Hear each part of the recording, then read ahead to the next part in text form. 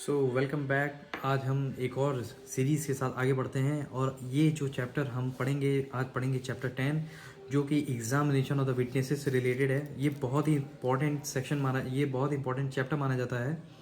और भारतीय साक्ष्य अधिनियम की अगर हम बात करते हैं तो फिर भारतीय साक्ष्य अधिनियम में सारा का सारा एविडेंस का जो रोल होता है, जो कोर्ट में आज हम कोर्ट में जो देखते हैं, सबसे ज़्यादा इंटरेस्टिंग टॉपिक लगती है क्रॉस एग्जामिनेशन। वो सारा इसी चैप्टर से निकल करके आता है और वो कब होता है, कैसे होता है, वो उसका सीक्वेंस क्या होता है, वो सारा आज हम पढ़ डालेंगे। तो सबसे पहले तो हम स्टार्ट करते हैं सेक्शन 140 के साथ। सेक्शन 140 में बोलता है कि order of production and examination of witnesses. ये जो हमारा जो ऑर्डर होता है प्रोडक्शन करने का और यहाँ पे एग्जामिनेशन करने का विटनेसेस का, वो हम लोग का वो लॉ एंड प्रैक्टिस के हिसाब से हमारा अपने आप को मॉडिफाई करता जाता है, मोल्ड करता जाता है। जैसे अगर आप लॉ किसी सिविल लॉ में पढ़ रहे हैं तो उनका ऑर्डर प्रोडक्शन उनके लॉ के हिसाब से चलेगा, सिविल लॉ के हिसाब से। क्रिमिनल में चलते हैं तो आपका क्रिमिनल प्रोसीजर के हिसाब से चलेगा, मतलब सीआरपीसी के हिसाब से। और एंड अगर कोई लॉ अगर नहीं बना है इस मैटर पे तो नॉर्मली हमारा क्या होगा, वो हमारा होगा डिस्क्रिशन ऑफ कोर्ट। वैसे लिस्ट ऑफ प्रोसिक्यूशन विटनेसेस जो होते हैं, हमारा सेक्शन बीएनएसएस का वो हमारा है सेक्शन 227 भारतीय नागरिक सुरक्षा संहिता के अंदर हम लोग का बोला गया है कि आप लिस्ट ऑफ प्रोसिक्यूशन देते हैं, लिस्ट ऑफ प्रोसिक्यूशन विटनेसेस आप सबमिट करते हैं, तब जाकर इशू ऑफ प्रोसेस हमारा होता है, स्टार्ट होता है।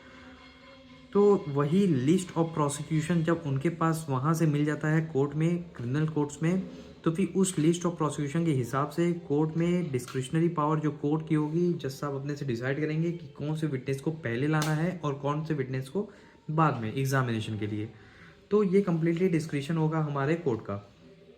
अब आते हैं सेक्शन 141। जब हमारे दिमाग में आता है सेक्शन 141 तो हम एक और सेक्शन को अपने दिमाग में लेकर चलेंगे आगे। मैं अभी डिस्कस करूंगा सेक्शन 151 भारतीय साक्ष्य अधिनियम।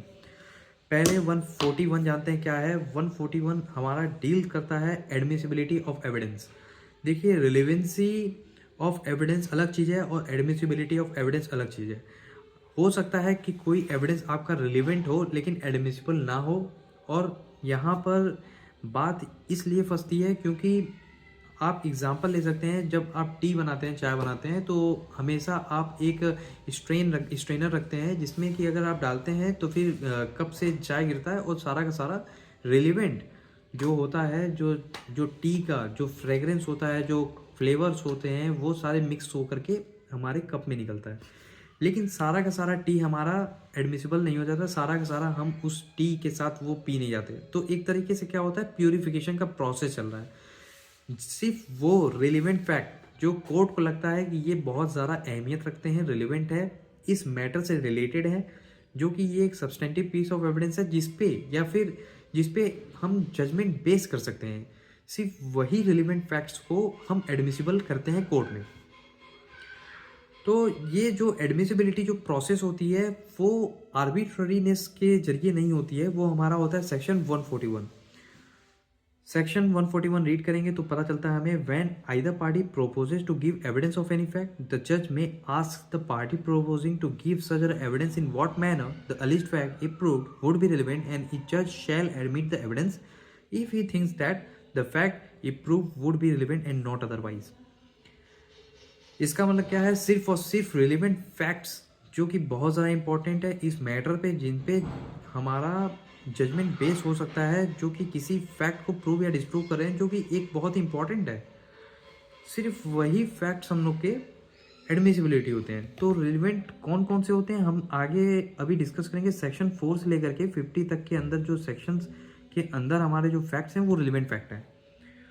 सिर्फ वही रिलेवेंट फैक्ट्स ही हम एडमिसिबल करते हैं और कोई एडमिसिबल नहीं करते हैं। ये हमारा क्या है, एक जुडिशियल रेस्ट्रेंट है। ये जज साहब के पावर पे, एक डिस्क्रिशन पे एक रेस्ट्रेंट लगाया गया है। ये गोल्डन मिक्सचर है। If the fact proposed to be proved is one of which the evidence is admissible only upon the proof of some other fact, the last mentioned fact must be proved before the evidence is given of the fact first mentioned, unless the party undertaking to give proof of such a fact and the court is satisfied that under such undertaking। अगर किसी एक fact को prove करने के लिए किसी दूसरे fact को प्रूव करना पहले जरूरी है, या फिर किसी एक फैक्ट को एडमिसिबल करने के लिए किसी दूसरे फैक्ट का प्रूव होना जरूरी है, तो भी हम पहले उस फैक्ट को प्रूव करेंगे, तभी जा करके हम उस बेसिस पे अगर वो प्रूव हो जाता है तो फिर इस फैक्ट को हम एडमिट कर लेंगे। तो ये हमारा बहुत ही प्रिंसिपल ऑफ नेचुरल जस्टिस के ऊपर बेस्ड है, तो ये भी हमारा एक इम्पॉर्टेंट है। If the relevancy of one alleged fact depends upon the another alleged fact first being prove, the जज का जो होता है may in a description either permit the evidence of the first fact to be the given before the second fact is proved or is required evidence to be given of the second fact before the evidence of given of the first fact। अगर किसी एक fact की relevancy किसी दूसरे fact पे depend है तो फिर एक फैक्ट को पहले रिलेवेंसी उसको अपनी रिलेवेंसी प्रूव करनी होगी। ठीक, मतलब कि एक फैक्ट तभी रिलेवेंट होगा जब उसके साथ हम दूसरे फैक्ट को भी कंसिडर करेंगे, मतलब ये दोनों आपस में फैक्ट रिलेवेंट है, तो यहाँ पे इस फैक्ट को हम पहले लेंगे फिर जाकर के इस फैक्ट को हम लेंगे। तो ये हमारा सीक्वेंस है, ये एक व्हील है, एक प्रोसेस है चलने का। तो इलस्ट्रेशन अगर देखते हैं, it is proposed to prove the statement about a relevant fact by a person alleged to be dead, which statement is relevant under section 26. The fact that person is dead must be proved by the person proposing to prove the statement before the evidence is given। कोई dine declaration हमारा जो होता है section 26 के अंदर हमारा होता है, अगर कोई प्रोपोज करता है किसी स्टेटमेंट को प्रूव करता है किसी फैक्ट को कि एक पर्सन डेड है, तो ये एक रिलेवेंट फैक्ट है, क्योंकि अगर आप पहले डाइन डिक्लेरेशन को प्रूव करने से पहले आपको ये प्रूव करना पड़ता है कि वो पर्सन मर चुका है, फिर जा करके उसका जो स्टेटमेंट होता है वो डाइन डिक्लेरेशन हमारा एक रिलेवेंट फैक्ट हो जाता है। तो यही हमारा होगा, अगर एक रिलेवेंसी ऑफ फैक्ट डिपेंडेंट है दूसरे रिलेवेंट फैक्ट पे तो पहले हम वो रिलेवेंट फैक्ट हम प्रूव करेंगे। तो अब देखते हैं सेक्शन 142। सेक्शन 141 के साथ, जैसे सेक्शन 141 में हम बात करते हैं एडमिसिबिलिटी ऑफ एविडेंस, मतलब कि कोर्ट की डिस्क्रिशनरी पावर है कि वो डिसाइड करता है कौन सा एविडेंस एक्सेप्ट करना है, कौन सा एविडेंस नहीं करना है, एडमिट करना है या नहीं करना है। तो वैसे ही सेक्शन 151 के अंदर हमारा एक पावर है कोर्ट के पास ये पावर है कि कोर्ट डिसाइड करेगा कि कौन सा क्वेश्चन किसी विटनेस से आज पूछा जा सकता है और कौन सा क्वेश्चन नहीं पूछा जा सकता, कौन से क्वेश्चन के लिए हम विटनेस को कंपेल कर सकते हैं, कौन से क्वेश्चन के लिए हम कंपेल नहीं कर सकते हैं। तो ये बात डिसाइड करने की पावर ये कौन सी है, ये कोर्ट के पास है। तो दो पावर्स है सेक्शन 141 के अंदर, सेक्शन 151 के अंदर। 141 में जज हमारा डिसाइड करते हैं कौन सा फैक्ट रिलेवेंट है, उनको एडमिसिबल करूं या ना करूं। 151 के अंदर कौन सा क्वेश्चन रिलेवेंट है, उनको पूछा जाए कि ना पूछा जाए, और विटनेस को कंपेल किया जाए कि ना किया जाए। तो सेक्शन 141 हमारा हो गया। अब पढ़ते हैं सेक्शन 142 और 143, दोनों साथ में पढ़ते हैं। 142 में हमारा बताता है कि एग्जामिनेशन ऑफ विटनेसेस का जो सीक्वेंस है वो क्या होता है। सबसे पहले तो हम लोग जो पार्टी जो होती है, पार्टी ए और पार्टी बी। पार्टी ए को अगर हम मानते हैं पार्टी ए, और ये हो गया पार्टी बी, इन दोनों के अगेंस्ट आपस में केस चल रहा है। तो ये पार्टी अगर ए अपना एविडेंस या अपना विटनेस ला करके खड़ा करना चाहता है तो वो खड़ा करेगा और अपने विटनेस से कुछ क्वेश्चंस पूछेगा जिसको वो बोलेगा एग्जामिनेशन इन चीफ। फिर एडवर्स पार्टी जो पार्टी बी है वो पार्टी ए की विटनेसेस से क्वेश्चंस पूछेगा, उसको बोलेंगे क्रॉस एग्जामिनेशन। अगर आप किसी अपने जैसे अपने विटनेस के अलावा दूसरे विटनेस को अगर आप ग्रिल करते हो, उसे ट्रूथ निकलवाना चाहते हो, तो उसको बोलते हैं क्रॉस एग्जामिनेशन। लेकिन अगर आप अपनी पार्टी को अगर आप बुलाते हो कटघरे में और उसको एक बार इंट्रोड्यूस कराते हो, वेरीफाई कराते हो, आपने क्या देखा आप बताइए कोर्ट में जज साहब को, तो उसको बोलते हैं एग्जामिनेशन इन चीफ। तो पहले हमारा होता है एग्जामिनेशन इन चीफ, दूसरी बार हमारा दो अपोजिट पार्टी होता है वो करता है क्रॉस एग्जामिनेशन, और फिर क्रॉस एग्जामिनेशन के बाद अब कुछ डाउट्स क्रिएट हो जाता है जो कि बहुत ही इंपॉर्टेंट है उसको क्लियर करना। तो वो पार्टी जो अपने विटनेस को लाया है वो उससे फिर से वही डाउट जो कि क्रॉस एग्जामिनेशन के टाइम अपोजिट पार्टी ने क्रिएट किया है, उसका माइंड क्लियर करने के लिए, जज साहब का माइंड क्लियर करने के लिए कि मेरा विटनेस देखिए रिलायबल है, यहाँ पे जो पार्टी ने क्रॉस एग्जामिन किया है उसमें डिफ़ॉल्ट है, तो वो उससे क्वेश्चन पूछेगा और अपनी एक क्रेडिबिलिटी सेट करेगा। तो ये हमारा प्रोसेस होता है। पहले एग्जामिनेशन इन चीफ, अपना ही विटनेस को हम पूछेंगे, इंट्रोड्यूस कराएंगे, फिर अपोजिट पार्टी करेगा तो क्रॉस एग्जामिनेशन, फिर से अपना ही विटनेस को हम लोग पूछेंगे तो उसको बोलेंगे री एग्जामिनेशन। तो ये हमारा हो गया, ये हमारा हो गया प्रोसेस। और ये ऑर्डर क्या होता है, ये ऑर्डर हमारा डिस्कस किया गया है, इसी को ऑर्डर को डिस्कस किया गया है जो मैंने ऑर्डर बताया आपका, examination chief, cross examination, re examination. ये ऑर्डर हमारा 143 में डिस्कस किया गया है। अब हमारा 144 बहुत सारा इंपॉर्टेंट है। सेक्शन 140 टू 143 हमें याद रहेगा। सेक्शन 144 आप ऐसे याद रख लीजिए, 144 ये क्या होता है, इसे आप एक इमेजिन कर लीजिए कि ये एक बुक शेप का है, ठीक। आप इसे किताब मान लीजिए, बुक, या फिर एक डॉक्यूमेंट। बुक कोई क्या बोलते हैं, डॉक्यूमेंट। बुक क्या डॉक्यूमेंट है या नहीं, डॉक्यूमेंट है। तो cross examination of person call to produce a document, कोई पार्टी किसी विटनेस को बुलाता है कोर्ट के समक्ष कि सिर्फ और सिर्फ एक डॉक्यूमेंट तुम लेकर के आओ, वो डॉक्यूमेंट बहुत ज़्यादा रिलेवेंट है। तो वो डॉक्यूमेंट जो ले करके आ रहा है उसका सिर्फ और सिर्फ ड्यूटी इतना है कि वो डॉक्यूमेंट कोर्ट के सामने प्रस्तुत करे। आप उस डॉक्यूमेंट ले करके आने वाले व्यक्ति को ही ग्रिल करने लग जाओ जिसे उस डॉक्यूमेंट के बारे में बिल्कुल भी जानकारी नहीं है, तो ये लॉ में अच्छी बात नहीं है। तो वही ये बात बोलता है section 144, a person summon to produce a document does not become a witness by the mere fact that he produced it and can not be cross examined unless and until he is a witness. तो अगर आप उस witness को examination करना चाहते हो, examine करना चाहते हो, क्रॉस एग्जामिन करना चाहते हो, तो आपको पहले उस पर्सन को एज अ विटनेस बुलाना पड़ेगा कटघरे में। अनलेस एंड अनटिल वो एक मैसेंजर है, उसका ड्यूटी इतना है कि वो डॉक्यूमेंट प्रस्तुत करे कोर्ट में।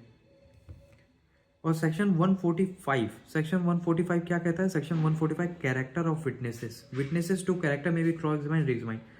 क्या किसी विटनेस का जो अभी बात हम लोगों ने किया है कि सेक्शन 144 में जो ऑर्डर ऑफ एग्जामिनेशन या एग्जामिनेशन ऑफ विटनेसेस में क्या होता है, examination chief, cross examination, re examination. तो कोई विटनेस अगर आता है तो हम लोग क्या करते हैं, उसका कैरेक्टर असैसिनेशन करते हैं। मतलब कि ये एक बेकार आदमी है, ये एक इमोरल आदमी है, ये गलत एविडेंस देता है, ये पैसे लेकर के देता है, ये हमेशा बिका हुआ आदमी है, ये कई सारे मुकदमों में आया है, पैसे खा करके इसने एविडेंस दिया है, तो उसका हम लोग कैरेक्टर असैसिनेशन करते हैं। तो विटनेस टू कैरेक्टर में भी क्रॉस, उसका कैरेक्टर जो है क्रॉस एग्जामिनेशन आप कर सकते हो, आप उसका कैरेक्टर री एग्जामिन कर सकते हो। सेक्शन 146 को याद करने का तरीका मैंने सोचा था कि झटके में एक बार आ जाता है क्वेश्चन अगर कि लीडिंग एविडेंस, लीडिंग क्वेश्चंस कौन से सेक्शन में हमारा मेंशन्ड है। तो आपको एक बात याद रखनी होगी कि लीडिंग क्वेश्चंस हमारा बहुत ज़्यादा इंपॉर्टेंट है भारतीय साक्ष्य अधिनियम में। तो कोई अगर झटके में पूछ ले या कोर्ट में पूछ ले, कभी कभी कोर्ट्स में जज साहब पूछ लेते हैं कि चलिए बताइए वकील साहब लीडिंग क्वेश्चंस कौन से सेक्शंस में है, आपको बेल दे देंगे, ऐसे ही पूछा जाता है। जैसे मैं हाई कोर्ट में था तो उसमें लॉर्डशिप्स यही करते थे, जब आप लॉर्डशिप्स के सामने खड़े होते हो तो आपको ऐसा फील होता है जैसे कि एक स्टूडेंट और टीचर का रिलेशन है। तो कभी कभी ऐसा होता है कि वकील साहब को टेस्ट करने के लिए जज साहब एक ह्यूमर के तौर पे बोलते हैं कि चलिए वकील साहब बताइए कि ये प्रोविज़न कौन से सेक्शन में है। तो आपको सेक्शंस भी याद रखना चाहिए और आपको मेमोराइज करना चाहिए, तो इससे कभी भी आप किसी भी टाइम प्रिपेयर होते हैं किसी भी इसमें। तो लीडिंग क्वेश्चंस हमारा क्या होता है, LEADING, लीडिंग क्वेश्चंस। ये हमारा हो गया ई को बोलते हैं 5, और ए हमारा जो होता है 1 नंबर पे आता है, और ई जो होता है हमारा 5वें नंबर पे आता है, ABCDE 5 नंबर पे आता है। तो ये 5 + 1 जब आप करते हो तो आपके पास आ जाता है 6। तो आपके पास इतना तो आइडिया है ही कि यहाँ पे एग्जामिनेशन ऑफ फिटनेसेस जो हम लोग का है 140 से लेकर के 169 तक चलेगा। तो और यहाँ पर हम लोग का क्या हो जाएगा 146। एक बार प्लस करेंगे तो फिर यहाँ पे 6 हो जाएगा, एक बार 5 - 1 करेंगे तो 4 हो जाएगा। तो फिर सेक्शन 146 में हमारा हो जाएगा लीडिंग क्वेश्चंस। तो अगर कोई लीडिंग क्वेश्चन पूछे तो कौन से सेक्शन में, 5 + 1 6 हो जाएगा, 5 - 1 4 हो जाएगा, तो सेक्शन 146।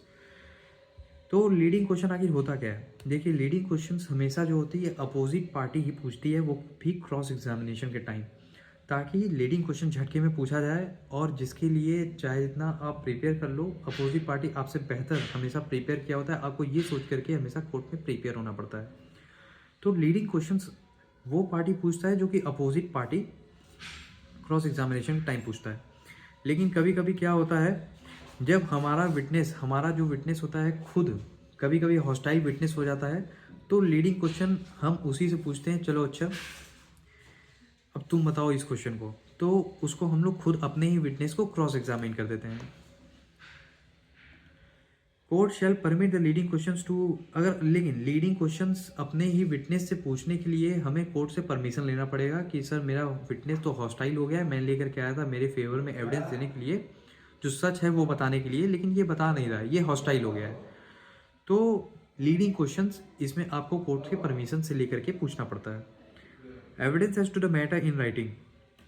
अब ये सेक्शंस कैसे याद होगा, तो सेक्शन ये जो है 7 जो है आपका, आप उसको इमेजिन करोगे कि ये 7 उल्टा लटका हुआ है और ये एक पेन के शेप का है, ये एक पेन के शेप का है। तो जैसे आप पेन से लिखते हो, पेन शेप में है, तो 7 आप ऐसे इमेजिन कर लोगे। तो पेन कहाँ पर चलाते हैं, पेन चलाते हैं किसी डॉक्यूमेंट पे या फिर किसी सब्सटेंस पे। डॉक्यूमेंट मत बोलिए, क्योंकि हमारे भारतीय साक्ष्य अधिनियम में डॉक्यूमेंट माना गया है जो मैटर हम एक्सप्रेस करते हैं, और जो सब्सटेंस जिस पे एक्सप्रेस कर रहे हैं वो नॉर्मल सा चीज़ है, वो एक सब्सटेंस है। तो डॉक्यूमेंट हमारा क्या है, जो मैटर हम एक्सप्रेस करते हैं। तो पेन हम लोग कहाँ चलाते हैं, पेन हम लोग चलाते हैं किसी सब्सटेंस पे। तो यहाँ पे evidence as to the matter in writing, बस इसमें यही बोला जाता है कि किसी भी तरीके से अगर हम बात करते हैं डॉक्यूमेंट्री एविडेंस और ओरल एविडेंस, तो डॉक्यूमेंट्री एविडेंस ही हमारा एक इम्पॉर्टेंट एविडेंस है किसी डॉक्यूमेंट के कंडीशंस को, कंटेंट को, और किसी की डॉक्यूमेंट के एग्जिस्टेंस को प्रूव करने के लिए, या किसी डॉक्यूमेंट्स में कोई भी contract, grant, other disposition of property अगर कोई है, तो किसी भी तरीके से हम डॉक्यूमेंट के थ्रू ही प्रूव करेंगे, क्योंकि वो एक डॉक्यूमेंट्री एविडेंस के थ्रू ही प्रूव हो सकता है। अ विटनेस में be asked while under examination whether any contract, grant, other disposition of property as to which he is giving the evidence was not contained in a document, and if he says that if he was about to make any statement as to the content of document which born in opinion of the court or to be produced, the adverse party may object to such evidence given until and until the document is proved। इसका मतलब क्या हुआ, इसका मतलब ये हुआ documentary evidence versus oral evidence. अगर कभी भी आपके सामने मैटर आता है तो हमेशा किसी डॉक्यूमेंट को प्रूव करने के लिए आप डॉक्यूमेंट्री एविडेंस ही प्रोड्यूस करोगे, ओरल एविडेंस आप नहीं प्रोड्यूस करोगे किसी डॉक्यूमेंट को प्रूव करने के लिए। एक्सप्लेनेशन क्या लिखा है, a witness may give the oral evidence of the statement made by any other person about the content of the document is such a statement that's a relevant fact. A witness may give oral evidence of the statements made by other persons about the content of document. अच्छा, ये oral evidence की क्या बात करता है, अगर किसी person ने कोई डॉक्यूमेंट देखा हुआ है और उस डॉक्यूमेंट का वो चर्चा करता है, जो कि थर्ड पर्सन कोई सुन लेता है, तो फिर वो थर्ड पर्सन आकर के कोर्ट में प्रोड्यूस होगा और वो बताएगा कि सर मैंने इस पर्सन को उस डॉक्यूमेंट के कंटेंट को बोलते हुए सुना है, और वो ओरल एविडेंस कोर्ट में एडमिसिबल हो सकता है। ठीक, ये ओरल एविडेंस जो कोर्ट में एविडेंस होगा प्रोड्यूस, वो एक तरह से कनेक्टिंग डॉट्स की तरह हम इस्तेमाल करेंगे। ये एक सब्सटेंटिव पीस ऑफ एविडेंस नहीं है, बस एक कोरोबोरेटिव पीस ऑफ एविडेंस है। ये कोरोबोरेशन है, ये प्रूडेंस का मैटर है। इलस्ट्रेशन देखते हैं। The question is whether A assaulted B, क्या ए ने बी को असॉल्ट किया। सी डिपोज करता है डैट ही हर्ड ए, उसने ए को सुना। सेज टू डी, डी को कहते हुए कि B wrote a letter accusing me of theft, B ने एक लेटर लिखा है मुझे और जिसमें उसने मुझे चोरी के इल्ज़ाम में अक्यूज़ किया है। And I will avenge on him, और मैं इसका बदला लेके रहूँगा। This statement is relevant at showing the as motive for assault and evidence may be given of it though no other evidence may be given about that letter. तो ये जो बात सुना है उसने, वो सिर्फ और सिर्फ एक कोरोबोरेटिव पीस ऑफ एविडेंस हो सकता है ये एक ये एक मोटिव को डिटरमाइन करने वाला एविडेंस हो सकता है, ये कनेक्टिंग डॉट्स को कनेक्ट कर सकता है, लेकिन ये खुद में एक सब्सटेंटिव पीस ऑफ एविडेंस नहीं है। अब फिर आते हैं सेक्शन 148। सेक्शन 148 जब हम रीड करते हैं तो सेक्शन 148 के साथ हम रीड करते हैं सेक्शन 149 को, और सेक्शन 148 के अपोजिट में जब हम जाते हैं तो सेक्शन 158 मिलता है। जैसे सेक्शन 148 के नीचे जा रहे हैं 149 में, वैसे ही सेक्शन 158 के ऊपर हम जाते हैं 157 में। सेक्शन 148 में cross examination as to previous statement in writing की बात करता है।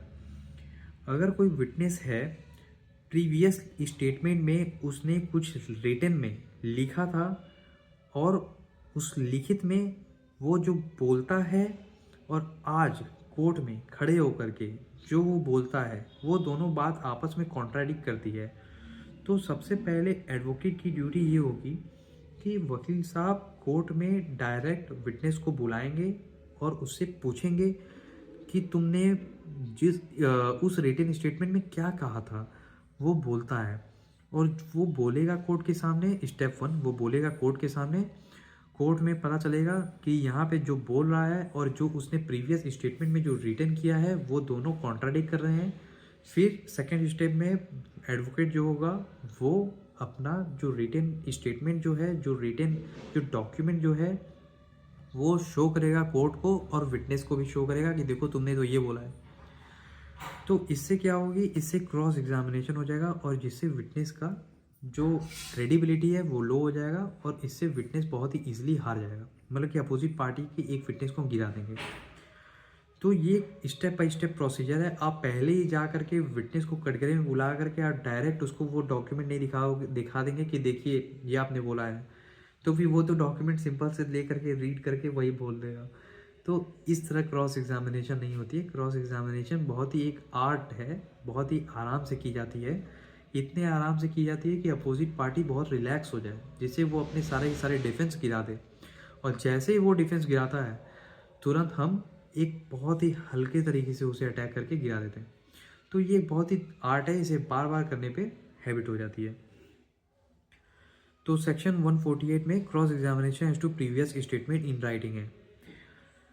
और फिर यही क्रॉस एग्जामिनेशंस में क्या क्या क्वेश्चन हम पूछते हैं, क्या क्या क्वेश्चन पुटअप कर सकते हैं, वो हमारा बात करता है सेक्शन 149 का।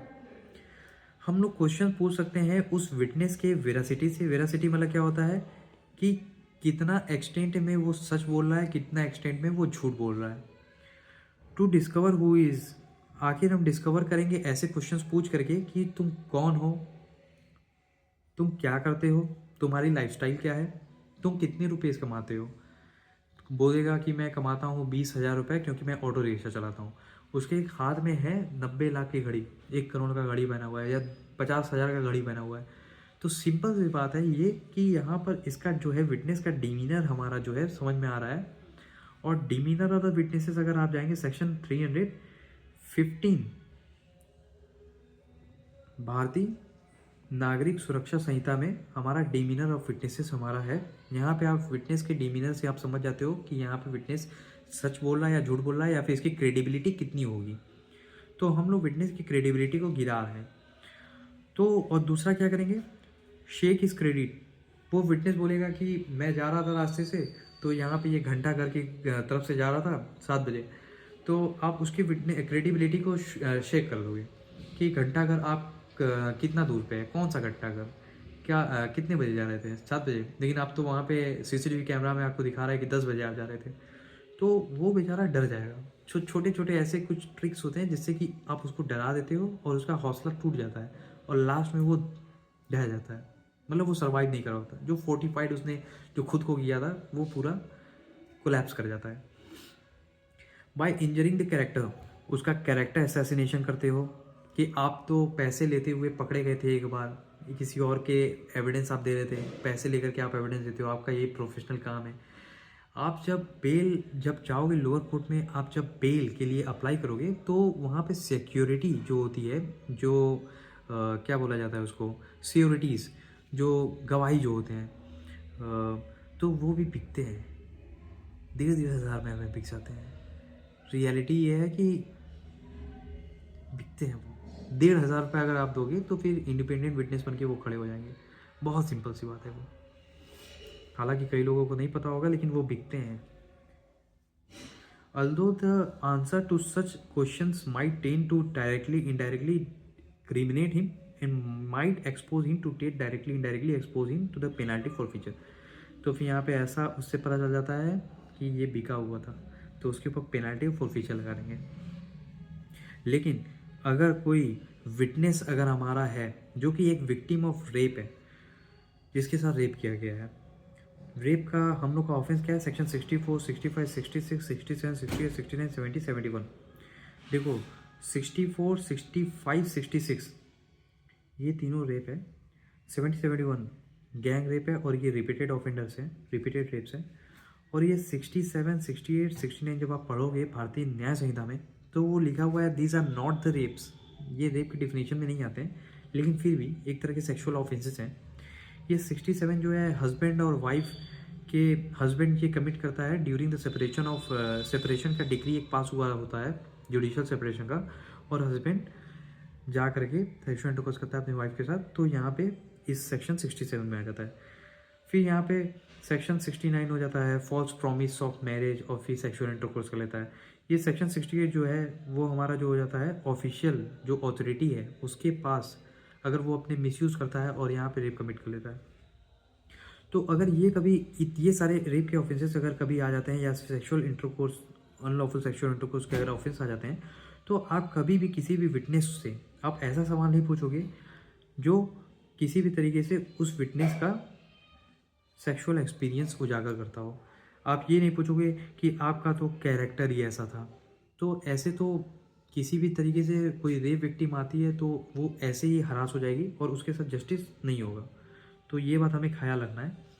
उसकी कैरेक्टर असैसिनेशन नहीं करना है कि आपका ऐसे ही कैरेक्टर था, चाहे वो लूज कैरेक्टर का ही क्यों ना हो, चाहे वो प्रॉस्टिट्यूट ही क्यों ना हो जो अपने बॉडी को बेचती हो, लेकिन आप किसी भी तरीके से उसके प्रीवियस सेक्सुअल कंडक्ट को या प्रीवियस सेक्सुअल एक्सपीरियंस के बेसिस पे आप उसको जज नहीं कर सकते कि आप तो ऐसे हो ही नहीं, ये आप नहीं बोलेंगे। इस समय जो ऑफेंस हुआ है हम उसकी बात करेंगे, प्रीवियस सेक्सुअल एक्सपीरियंस की हम बात नहीं करेंगे, प्रीवियस सेक्सुअल एक्सपीरियंस की भी बात नहीं करेंगे, चाहे वो सेम पर्सन के साथ हो चाहे उसका डिफरेंट पर्सन के साथ हो, तो उसके प्रीवियस सेक्सुअल एक्सपीरियंस से बात नहीं करेंगे, क्वेश्चंस नहीं पूछेंगे। तो सेक्शन 150 हमारा जो हो गया, when witness to be compelled, किसी विटनेस को हम कब कंपेल कर सकते हैं, हम लोग किसी विटनेस को कंपेल नहीं कर सकते। सेक्शन 137 में लिखा हुआ है अगर किसी विटनेस को आप कंपेल करते भी हो तो उसको आपको प्रोटेक्शन देना होगा कि आप जो कुछ भी बोल रहे हो आपके खिलाफ इस्तेमाल नहीं किया जाएगा। और ये जो है आप जो सेटिस्फेक्शन जो होगा, कोर्ट आपको जो सेटिस्फेक्शन देगा विटनेस को, वो एक एफिडेविट पे, ओथ पे लिख करके दे देगा, साइन करा के देगा कि आप जो कुछ भी बोलोगे आपके अगेंस्ट में यूज़ नहीं होगा। आप बोलो बस, आपके अगेंस्ट में कोई एक्शन नहीं होगा। ये प्रोटेक्शन होगा सेक्शन 150। और फिर सेक्शन 151 में होता है हमारा कोर्ट में कौन कौन से क्वेश्चंस आप पूछ सकते हो विटनेस से, कौन कौन से नहीं पूछ सकते, किस क्वेश्चंस के लिए विटनेस को कंपेल किया जा सकता है, किस क्वेश्चन के लिए नहीं किया जा सकता, ये कोर्ट डिसाइड करेगा। और फिर सेक्शन 152 जो होती है हमारी, questions not to be asked when without reasonable, अगर ऐसा कोई क्वेश्चन होता है जो कि बिना किसी रीजनेबल ग्राउंड के होती है तो ऐसा क्वेश्चन आप नहीं पूछोगे। लेकिन अगर आपने क्वेश्चन कोई पूछ ही दिया विदाउट रीजनेबल ग्राउंड तो क्या होगा, तो जज साहब सबसे पहले तो उस एडवोकेट के अगेंस्ट में एक रिपोर्ट तैयार करेंगे और रिपोर्ट हम लोग भेज देंगे हाई कोर्ट में भेज देंगे कि ये फालतू क्वेश्चन पूछते हैं, विटनेसेस से सेक्सुअल हरासमेंट कर रहे हैं। मतलब कि ये किसी भी तरीके से लॉ लग रहा है, पढ़े अड़े नहीं है वकील साहब, इनको एक बार भेजो, लॉ एक बार पढ़ करके आएँ, फिर से एक बार काउंसिल का एग्ज़ाम दे करके आएँ। तो ये तरीके हो सकते हैं। और सेक्शन 154 हमारा जो हो जाता है, इनडिसेंट स्कैंडलस क्वेश्चन आप नहीं पूछ सकते। तो इसको याद करने का तरीका क्या है, आप इसको याद रखिए 5, इसको याद रखिए 4 को, और इसको रखिए डी को। डी हमारा चौथे नंबर पे आता है सेक्शन 154।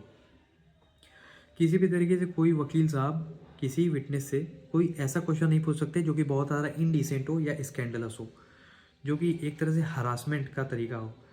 तो आप ऐसे भद्दे कमेंट्स पास नहीं कर सकते, चाहे आप वकील हों या जज हों, आपको ये शोभा नहीं देती और ये आपका प्रोफेशनल मिसकंडक्ट है कि आप ऐसा क्वेश्चन पूछ रहे हैं।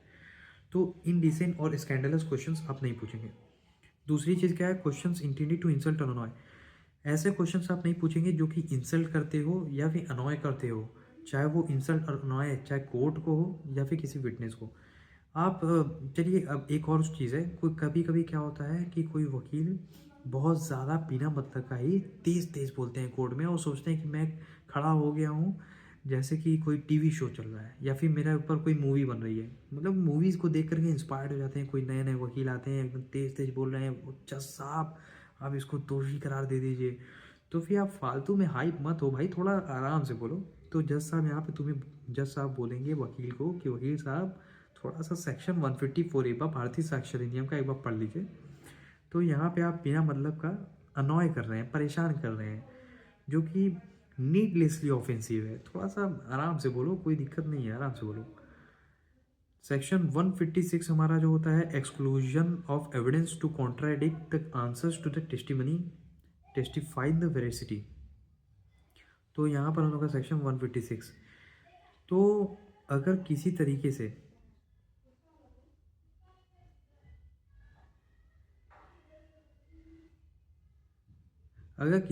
से आपने किसी विटनेस से कोई क्वेश्चन पूछा जिससे कि उसकी वेरासिटी आप चेक कर रहे हो, मतलब कि कितना सच बोल रहा है कितना झूठ बोल रहा है, दूध का दूध पानी का पानी करने के लिए। लेकिन क्या होता है, लेकिन ये होता है कि विटनेस ने आपका जो दूध का दूध पानी का पानी था वो पहले से अपने जेब में मेजरमेंट टूल लेके घूम रहा है। आपने बोला और उसका उसने एविडेंस दे दिया कि देखिए ऐसा कुछ नहीं है, मैं भी बहुत ही वेल रेपुटेड हूँ, मेरा यहाँ पे 400 करोड़ का यहाँ पे बिजनेस है, ये है वो है, मैंने कभी कोई गलत काम नहीं किया, मैं टैक्स पे करता हूँ, ऐसा मतलब उसने अपना प्रूव कर दिया। अब आप उसके अंदर घुस रहे हो, 400 करोड़ का बिजनेस आप करते हो, तो ये बताओ कितना इलीगल धंधा आप करते हो, कौन सा धंधा। भाई अगर ऐसे हर बात के अंदर में बाल की खाल निकालते जाएंगे तो कभी कोई ट्रायल कंप्लीट ही नहीं होगा। मतलब हर एक विटनेस आएगा, वो डिपोज करेगा, आप उसके फैमिली बैकग्राउंड में उसके बिजनेस में चले जाओगे, देखिए वो जज साहब ये खुद 400 करोड़ का बिजनेस किया है, उसमें 40 करोड़ का इसने घोटाला किया है, इसने इतने का घोटाला किया है। बात यहाँ पे उस फिटनेस के घोटाला करने की नहीं होती है, बात यहाँ पे हो रही है ट्रायल करने की। ट्रायल का मैटर क्या है, फिर से आप ट्रायल मतलब ये जो सेक्शन है हमें एक स्ट्रीमलाइन एक डायरेक्शन देता है जिससे कि ट्रायल का जो हमारा जो एक मेन फोकस है वो भटके ना। आप बिना मतलब के विटनेस के पीछे ही पड़ गए हो, उसे अपना पर्सनल एकदम ग्रज निकाल रहे हो, तो ये चीज़ सही नहीं है, ये हमें ध्यान रखना चाहिए। सेक्शन 156। और यहाँ पे बात करेंगे एक्सेप्शन, रीड कर लेते हैं एक बार, ये बहुत इंपॉर्टेंट सेक्शन है। When a witness has been asked and has answered, उसने आंसर दे दिया to any question which is relevant to the inquiry only insofar as it tend to shake his credit by injuring his character। ठीक, उसने question पूछा वकील साहब ने, उसने आंसर दे दिया। No evidence shall be given to contradict. अब कोई एविडेंस आप नहीं दोगे वकील साहब कि अब ये विटनेस झूठ बोला है इस बात पे, इस पे मैं एविडेंस दूंगा।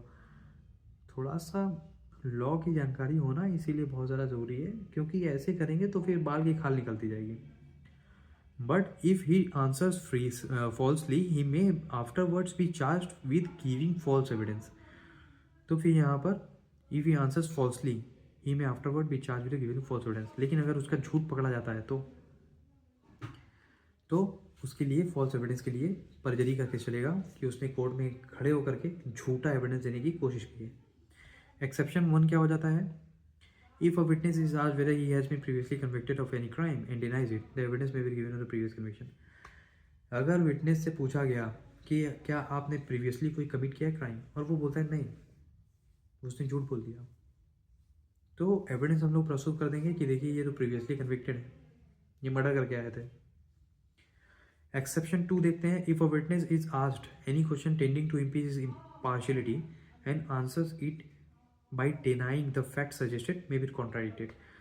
और यहाँ पर अब विटनेस से पूछा जाता है क्या तुम इम्पार्शियल हो, इंडिपेंडेंट हो, और वो बोलता है कि हाँ मैं एक इम्पार्शियल हूँ, तो फिर आप उसको कॉन्ट्राडिक्ट कर सकते हो कि देखिए ये तो इम्पार्शियल नहीं था, ये तो बिका हुआ था। सेक्शन 157 और 158 बहुत ज़्यादा इंपॉर्टेंट, जो कि हम लोगों ने पढ़ा था सेक्शन 148 के नीचे सेक्शन 149, सेक्शन 158 के ऊपर सेक्शन 157। पहले पढ़ेंगे सेक्शन 158। सेक्शन 148 में हम इम्पीच करते थे credit of witness by cross examination as to the previous statement. वैसे ही हम लोग यहाँ पे सेक्शन 158 में इम्पीच करते हैं क्रेडिट ऑफ विटनेस, लेकिन यहाँ पे cross examination as to previous statement नहीं कर रहे हैं, यहाँ पे एज अ होल है। Impeaching the credit of witness, the credit of witness पे भी impeached in the following ways. कैसे कैसे तरीके से हम क्रेडिट उस विटनेस का इम्पीच कर सकते हैं, कैसे कैसे कर सकते हैं? बाय एडवर्स पार्टी और with the consent of the party by whom it calls upon it. देखिए, किसी विटनेस का अगर क्रेडिट अगर इम्पीच करना हो तो वो कई तरीके से इम्पीच की जा सकती है। सबसे पहला, by the evidence of a person who testified that they from their own knowledge of witness believes him to be unworthy. एक और हम लोग विटनेस खड़ा कर देते हैं और वो बताता है सर ये तो बिका हुआ है, ये तो 400 रुपये आता है ये, और ये बिकता है हमेशा, हर विटनेस के समय यही खड़ा हो जाता है, बिक जाता है ये। By proof of the right witness and bribed, और यहाँ पर क्या होता है, अगर आप प्रूफ कर देते हो, आपने रिकॉर्ड किया था वीडियो से कि देखिए सर इसको घूस ले रहा था, ये बिका हुआ है विटनेस, और इसने एक्सेप्ट किया है ब्राइब को, रिसीव किया है, करप्ट है, इंड्यूसमेंट है, ये करप्ट विटनेस है। The proof of the formal statement inconsistent with any fact, तो फिर यहाँ पे क्या हो जाता है, ये हमारा सेक्शन 148 की तरह आ गया। समझ में आया? तो सेक्शन 148 जो है हमारा एक तरह से स्पीशी है, और सेक्शन 158 जो हमारा है वो जीनस है। तो सेक्शन 158 में ये हम लोग का जो है फॉर्मल स्टेटमेंट हम लोग का जो दिया था उस विटनेस ने, वो इनकंसिस्टेंट आ रहा है, जो कि अभी कोर्ट में खड़े होकर के बोल रहा है, वो दोनों मैच नहीं कर रहे हैं, तो इससे भी क्रेडिट उसकी इम्पीच हो जाएगी। लेकिन बात ये आती है कौन कौन से विटनेसेस की हम लोग कर सकते हैं, तो भी अपोजिट पार्टी के विटनेसेस को इम्पीच कर सकते हैं, या फिर अपना अगर विटनेस हॉस्टाइल हो जाए तो हम अपने ही विटनेस को इम्पीच कर सकते हैं। तो अपना विटनेस हॉस्टाइल हो जाए वो कौन से सेक्शन में? Hostile witness section 157।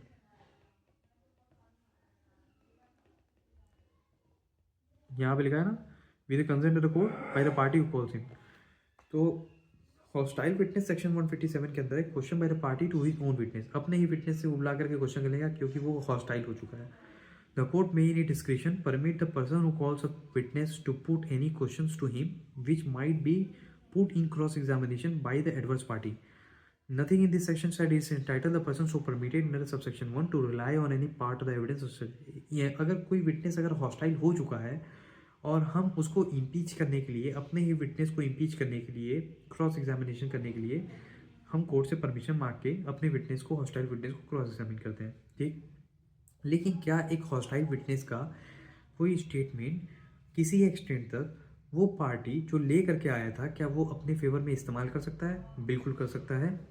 अगर उसे लगता है कि ये जो पार्ट है, ये जो पार्ट उसने बोला है हॉस्टाइल विटनेस ने, वो एक इम्पॉर्टेंट है, तो वो उसे इस्तेमाल कर सकता है। तो सेक्शन 158 हमारा हो गया, सेक्शन 157 हो गया। और फिर सेक्शन 159, सेक्शन 159 और 160 हम इसलिए पढ़ते हैं क्योंकि यहाँ पे अभी हम लोगों ने पढ़ा सेक्शन 158, 157 में इम्पीच करना है, किसी विटनेस के क्रेडिट को हम इम्पीच करते हैं। अब यहाँ पर हम लोग क्या करते हैं, उसके क्रेडिट को हम बढ़ाते हैं, उसके क्रेडिट को मानते हैं कि ये देखिए सर ये बहुत ही अच्छा विटनेस है, इसने जो कुछ भी बात बोला है वो बिल्कुल सच बोला है।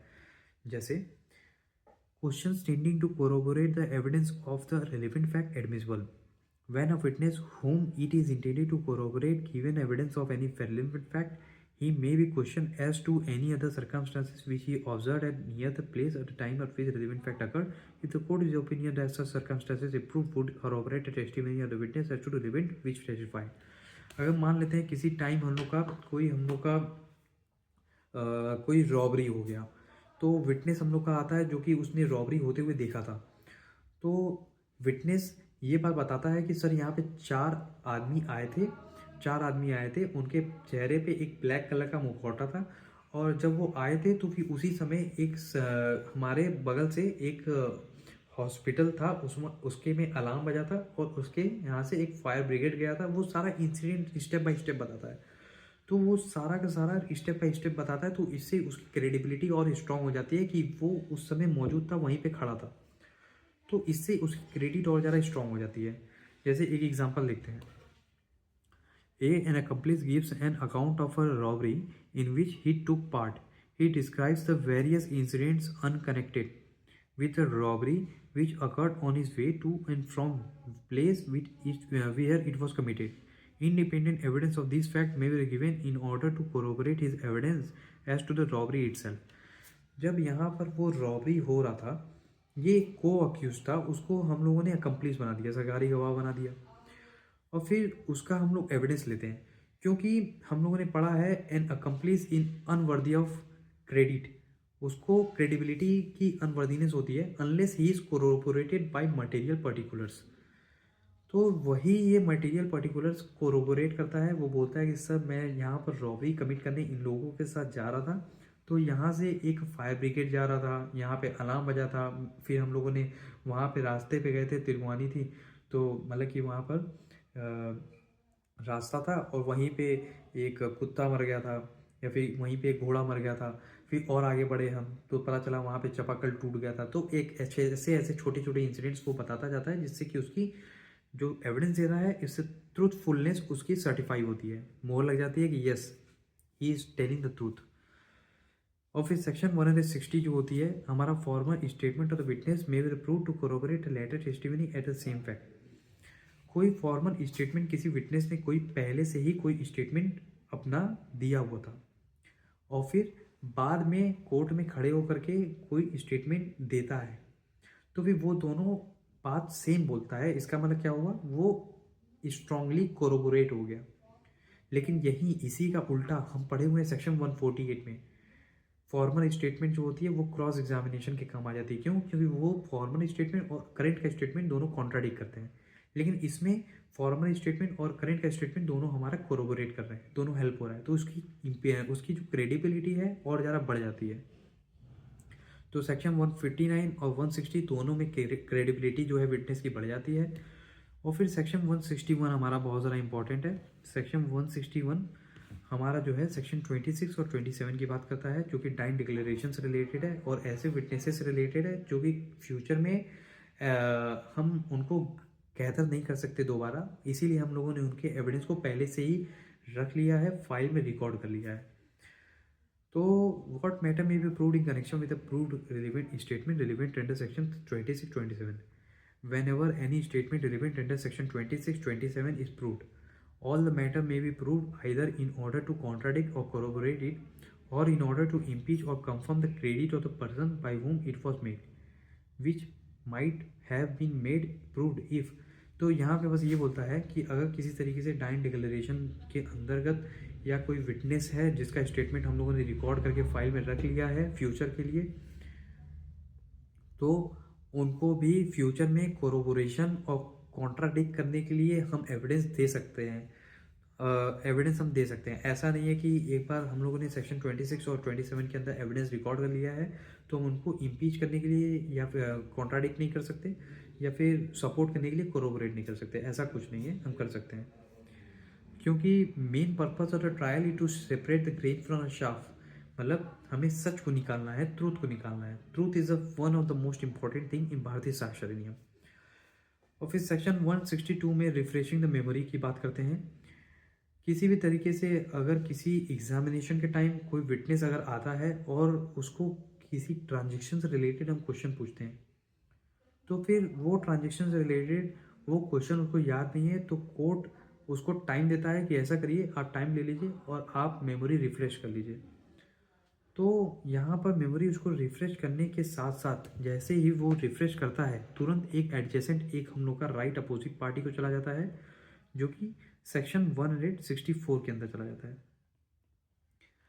जैसे ही वो रिफ्रेश करने के लिए हम लोग मेमोरी रिफ्रेश करने के लिए उनको डॉक्यूमेंट देते हैं, वैसे ही वही डॉक्यूमेंट अपोजिट पार्टी को भी वो डॉक्यूमेंट दे देते हैं कि देखिए ये स्टेटमेंट इन्होंने बोला है, right of adverse party as to the writing used as a refresh memory. Any writing referred under the provision of the two last proceedings shall be produced to shown to the adverse party if it requires it. Such a party may release. Please cross-examine the witnesses thereon. जैसे ये जो statement, ये जो section है हमारा, specially उस time जैसे होता है जबकि हम लोग का फॉर्मल कैरेक्टर एविडेंस जब हम लोग पढ़ते हैं, जब हम लोग पढ़ते हैं सेक्शन 330 शायद है भारतीय नागरिक सुरक्षा संहिता का, जिसमें पुलिस ऑफिसर अपने ओथ में एफिडेविट में लिख करके दे देते हैं कि मैंने इसको समन को अच्छे तरीके से डिलीवर कर दिया या फिर वारंट को अच्छे तरीके से एग्जीक्यूट कर दिया। तो फिर इतनी सारी चीज़ें चलती हैं, तो फिर या फिर केस डायरी हम लोग की हो जाती है। Case diary, specially case diary में क्या होता है, पुलिस जो होती है केस डायरी में अपना लिखता रहता है, पुलिस लिखती रहती है कि हम लोग इस जगह पहुँचे इतनी तारीख को, ये देखा, ये हम लोगों ने इन्वेस्टिगेशन किया, हम लोगों ने राजू को भेजा, राजू गया और फिर ये सारा काम किया। तो इससे बहुत ज़्यादा हमें इम्पोर्टेंट मिलता है कि अगर आप क्रॉस रिफ्रेश मेमोरी करने के लिए आप देते हो किसी डॉक्यूमेंट को, तो अपोजिट पार्टी, एडवर्स पार्टी को भी वो डॉक्यूमेंट आप प्रोड्यूस कर दोगे ताकि वो उसको अच्छे से क्रॉस एग्जामिन कर पाए। और फिर सेक्शन 162, 63 हो गया, सेक्शन 164 ये हो गया है। अब सेक्शन 165 की बात आती है। सेक्शन 165 की जब हम बात करते हैं प्रोडक्शन ऑफ डॉक्यूमेंट की, a witness summoned to produce a document shall, if it is in his possession or a power, bring it to the court, notwithstanding any such other objections which may be to it produce admissibility।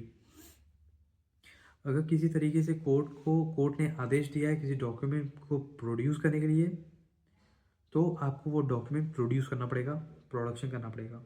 अगर आप डिसऑबे करते हो इस direction को, तो आपको भारतीय न्याय संहिता के अंदर सेक्शन 198 के अंदर पनिशेबल होगा।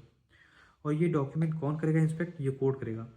लेकिन हम लोगों ने एक और मैटर पढ़ा था, सेक्शन 129,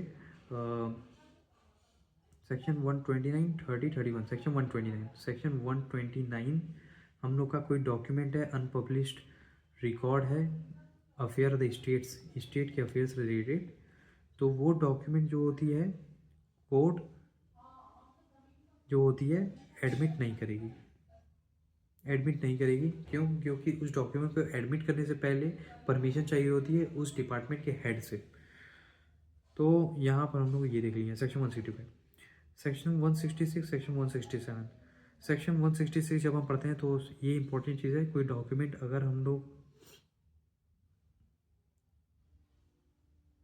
अगर किसी डॉक्यूमेंट को प्रोड्यूस करने के लिए कोर्ट नोटिस इशू करता है या फिर कोई पार्टी, अपोजिट पार्टी कोर्ट को बोलता है कि जज साहब उस अपोजिट पार्टी के पास एक डॉक्यूमेंट है, ज़रा उसको आदेश करके ज़रा मंगवाइए, तो इशू ऑफ नोटिस हम लोग पढ़ते हैं सेक्शन 64 के अंदर। तो नोटिस हम लोग देते हैं, वो डॉक्यूमेंट प्रोड्यूस कर देता, तो ठीक प्रोड्यूस कर देता है तो उसको एविडेंस के तौर पे एक्सेप्टेबल कर लेते हैं। लेकिन व्हाट इफ वो एविडेंस अगर वो डॉक्यूमेंट अगर ना प्रोड्यूस करे, तो हम लोग आ जाते हैं सेक्शन 169 के अंदर। अगर वो डॉक्यूमेंट प्रोड्यूस नहीं करता है तो हम लोग क्या करेंगे, अगर वो डॉक्यूमेंट प्रोड्यूस नहीं करता है तो किसी भी तरीके से बाद में वो डॉक्यूमेंट अब कोर्ट एक्सेप्टेबल नहीं करेगा। पहले तो आपने चालाक बने, कोर्ट ने इशू किया नोटिस कि आपको डॉक्यूमेंट प्रोड्यूस करना पड़ेगा, आपने चालाकी दिखाई, आप डॉक्यूमेंट नहीं लाए, प्रोड्यूस नहीं किए, तो क्योंकि आपने सोचा कि अगर डॉक्यूमेंट प्रोड्यूस करूँगा तो वो मेरे अगेंस्ट में चला जाएगा, तो आप इसलिए डॉक्यूमेंट आप नहीं लाते हैं। लेकिन बाद में क्या होता है, पासा उल्टा पलट जाता है। क्यों? क्योंकि अब डॉक्यूमेंट नहीं लाना ये आपके अगेंस्ट में ही चला गया, तो आप अब जल्दी से डॉक्यूमेंट खोज करके लाते हो, जज साहब ये देखिए डॉक्यूमेंट, यही वो डॉक्यूमेंट है जो आप मंगवा रहे थे। तो जज साहब बोलेंगे नहीं, ये डॉक्यूमेंट अब एक्सेप्टेबल नहीं होगा क्योंकि जब बोला गया था तो तुम लाए ही नहीं। तो यहाँ पे एक और सेक्शन है हमारा, सेक्शन 91। अगर आप डॉक्यूमेंट इशू किया गया, नोटिस दिया गया है लेकिन आप नहीं लाते हो, तो डॉक्यूमेंट प्रिज्यूम कर लिया जाएगा कि आपके अगेंस्ट में वो डॉक्यूमेंट था, इसीलिए आप प्रोड्यूस नहीं कर रहे हो, आपके अगेंस्ट में प्रिजम्पशन ले लिया जाएगा। अब फिर एक और सेक्शन आती है हमारा सेक्शन 168 के अंदर। ये बहुत इंपॉर्टेंट पावर है जज साहब का, जज power to put the questions और ऑर्डर ऑफ प्रोडक्शन। जज साहब के पास पावर है कि वो किसी भी तरीके से वो मे इन ऑर्डर टू डिस्कवर और obtain the proof of the relevant fact. अगर जज साहब किसी भी तरीके से किसी फैक्ट की डिस्कवरी के लिए या किसी रिलेवेंट फैक्ट के प्रूफ के लिए कोई चीज़ मांगते हैं, कोई क्वेश्चन पूछ लेते हैं, तो क्वेश्चन अगर पूछते हैं किसी विटनेस से और या डॉक्यूमेंट प्रोडक्शन के लिए ऑर्डर देते हैं, तो किसी भी तरीके से कोई भी पार्टी ऑब्जेक्शन नहीं क्रिएट करेगा, ऑब्जेक्शन नहीं करेगा कि जज साहब आपने ऐसा क्यों किया। और अगर आपने किया भी है, वो डॉक्यूमेंट अगर आ गई है, वो क्वेश्चन का आंसर अगर दे दिया है, तो इस क्वेश्चन के आंसर्स के अगेंस्ट में मैं अब क्रॉस एग्जामिनेशन करना चाहता हूँ इस विटनेस का कि इसने ऐसा आंसर क्यों दिया। तो आपको ऐसा कोई राइट नहीं है। मतलब ये जज साहब का खुद का अपना डिस्क्रिशनरी पावर है कि वो एक कंप्लीट जस्टिस कर सकें और वो एक फाइनल डिसीजन पे आ सकें। यहाँ पे किसी भी तरीके से जज साहब एविडेंस को क्रिएट नहीं कर रहे हैं। ये एक ऐसा पावर है जो कि प्रॉपर एप्रिसिएशन ऑफ एविडेंस के लिए बहुत ज़्यादा इंपॉर्टेंट है। Provided that judge must be based upon judgment must be based upon the fact declared by this arraignment to be relevant। लेकिन जो जजमेंट जो पेश होता है, जो जजमेंट जज साहब लिखेंगे, वो सिर्फ और सिर्फ रिलेवेंट फैक्ट्स को ही एग्जामिनेशन करके या फिर रिलेवेंट फैक्ट्स को ही बेस बना करके हम लोग जजमेंट लिखेंगे। मतलब एप्रिसिएशन ऑफ एविडेंस में कौन कौन से एविडेंस होंगे, सिर्फ और सिर्फ रिलेवेंट फैक्ट्स वाले हैं। ये कौन कौन से हैं, सेक्शन 4 से लेकर 50 तक। ठीक। किसी भी तरीके से किसी जज को ऐसा भी पावर नहीं दे दिया जाता है कि वो कोई ऐसा क्वेश्चन पूछ सके जो कि सेक्शन 127 से 136 तक में प्रोहिबिटेड है, जो कि कोई वकील के पास भी पावर नहीं है कि वो कोई ऐसा क्वेश्चन पूछ सके। मतलब इनडिसेंट क्वेश्चन नहीं पूछेंगे जज साहब, कोई स्कैंडलस या एनॉयस करने वाला काम नहीं करेंगे जज साहब। और जज साहब मतलब ये पूरा पूरा सेक्शन 127 से लेकर के 136 तक हम लोग का ये सब चला जाता है। और if the questions were asked in a document were called by the adverse party, nor shall judge ask any question which make it improve. अगर कोई हमारा डॉक्यूमेंट अगर हम लोग एडवर्स पार्टी से हम लोग मंगाते हैं, तो जज साहब किसी भी तरीके से ऐसा क्वेश्चन नहीं करेंगे जो कि इम्प्रॉपर होगा किसी अदर पर्सन को आस्क करने का। Section 151 152 nothing not shall dispense with the primary evidence of the document except in the case hereinafter में।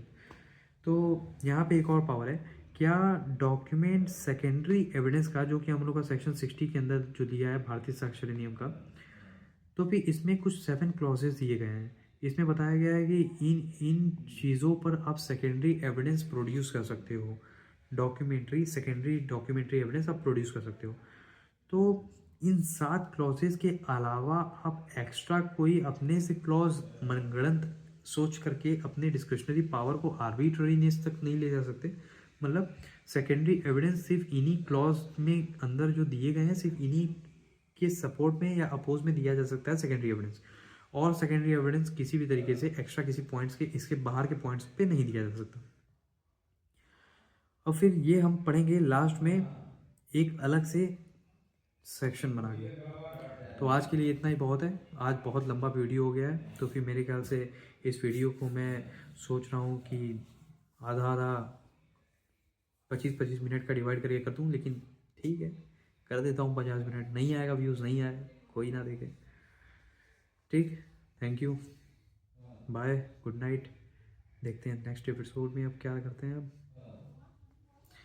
Thank you.